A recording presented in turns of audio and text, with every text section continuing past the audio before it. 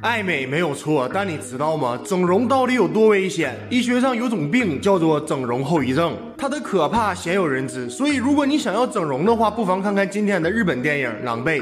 这个美丽的女人叫做小美，她没有演技，没有学历，五音不全，跳舞也不协调，但她却有着一张让男人疯狂、让女人羡慕的脸蛋儿。她很美，真的很美，美到只靠着这张脸就能红遍整个日本，被大家称为国民女神。她脾气很差，总是故意刁难助理，可一到片场依旧是众星拱月，这也很好理解，因为对于资本家来说，她的美貌所带来的流量可以让她肆无忌惮地欺负下属，也让她交往到了富二代男友。可是人前越光鲜，人后也越悲哀。为了资源，为了出名，小美没少被潜规则。她虽心有不甘，但却也乐在其中。然而这天意外发生了，小美在化妆时发现自己的额头上长出了一块黑斑，这对于靠脸吃饭的她来讲，无疑是致命的打击。经纪人发现后，立刻贿赂了化妆师，让她保守这个秘密。秘密则是小美其实是人造美女，脸上的黑斑就是整容后遗症。原来小美为了变美，可谓是无所不用其极，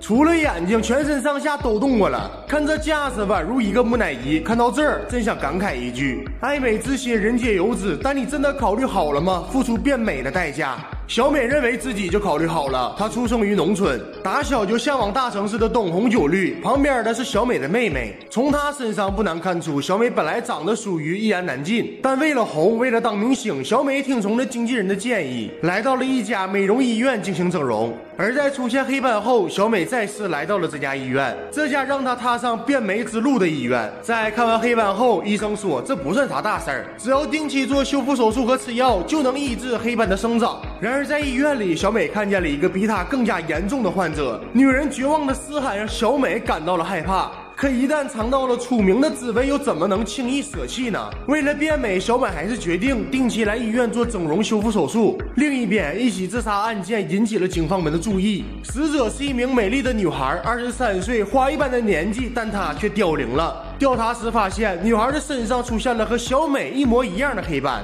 并且还有一份整容医院的资料，也就是小美去的那家医院。警方顺藤摸瓜了解到，这家医院不简单，说是整容医院，却用变美来控制女孩。简而言之，就是来这儿做整容的女孩都会出现后遗症，也就是身上的黑斑。而为了保持美貌，女孩们都会选择继续做修复手术。到了最后，钱包不仅被砸干净，你的脸也彻底毁了。因为黑斑并不是像医生说的那样，靠做手术和吃药就能抑制的。你做的手术越多，后遗症也越严重。那名小美看见的女孩就是例子，活生生被整崩溃了，变得人不人鬼不鬼。这边警方也调查到，小美竟然也是医院的客人。在了解到真相后，他们再看镜头里的小美，就没有了当初的惊艳。这边做完手术后的小美，起初依旧享受着万人追捧，这让她更加坚信美丽会带给自己自信，也越来越依赖修复手术。但越是这样，她就越接受不了自己会变丑。可是后遗症却一视同仁，在看到脸上不断冒出的黑斑后，小美打心底里开始恐惧起来。可更让她感到恐惧的是，经纪人用她带新人，新人是一个纯天然美女，只有18岁，名字叫做小花。小花比她更年轻，更有活力，还不用担心整容后遗症。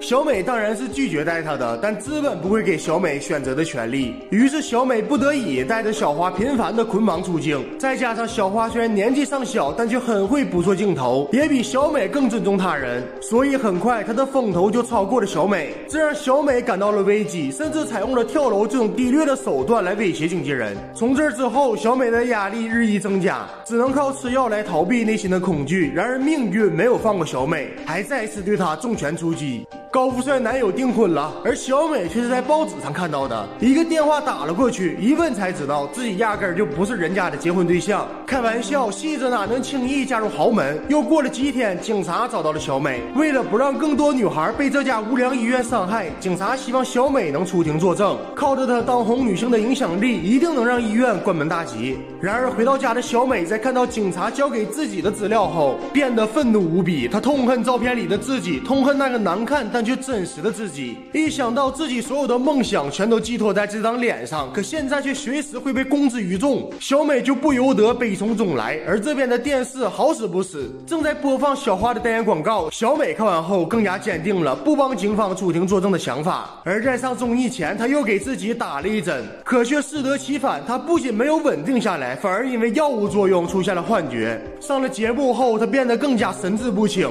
身边出现了飞舞的蝴蝶，道具的眼睛竟然会动，他们死死地盯着小美，让她感到如同一丝不挂，自己的秘密被彻底公开。最后小美在节目里丑态百出，被围观的群众指指点点，狼狈不堪的她回到了家中，向助手摔打着物品，宣泄内心的恐惧和不安，接着又离家而去，迎着大雨狂奔，然而又摔倒在了地上。看着被洒落的整容药，小美也顾不上脏不脏，捡起来就往嘴里放，这可是能维持美貌的药，也正如自己的美丽绝对不能被浪费。另一边家中的助理发现了小美的整容资料，不要忘了他可没少受小美的气，现在有了报复的机会，又怎么可能置之不理？于是助理把资料寄给了媒体，结果也是如他所愿，这件事成了头版头条，小美被推上了风口浪尖，浪尖的下面则是万丈深渊。但好的一面是整容医院也因此遭到了曝光，可小美却彻底绝望了，打死她也不想放弃明星的光环，同样经纪人也不想放弃，因为小美的价值还没有被榨干。在黑板没有大面积爆发前，小美依然算得上一棵还不错的摇钱树。于是经纪人给小美安排了记者见面会，帮她准备好了演讲稿，试图挽回她的形象。然而这一切都是妄想。小美从后台走向见面会，周围的座位空空荡荡，往日那些狂热的粉丝如今已经不见踪影，台下只有一个人，还是为了调查案件的警察，而台上则是各大媒体。这还是小美出道以来第一次如此厌恶聚光灯，因为她心知肚明这次的采访带着满满的恶意。于是小美一言不发，接着拿出了一柄小刀扎向了自己的眼睛。台下先是一片寂静，接着便是铺天盖地的快门声。在这之后，小美消失了，没人知道她的死活。不知道你们还记不记得，小美全身上下唯一没动过刀子的地方就是她的那双眼，如今也被她亲手毁掉了。不过一个小美消失了，还有千千万万个小美。名利场上从来都是只记新人笑，不念旧人哭。影片的最后，在熙熙攘攘的大街上出现了一个女人的身影，她是小美的妹妹，她拿过了小美手中的接力棒，投身进了名利场。不知道她是否做好了变美所需要付出的代价。小美曾经自认为做好了准备，然而她消失了，那屏幕前的你做好了吗？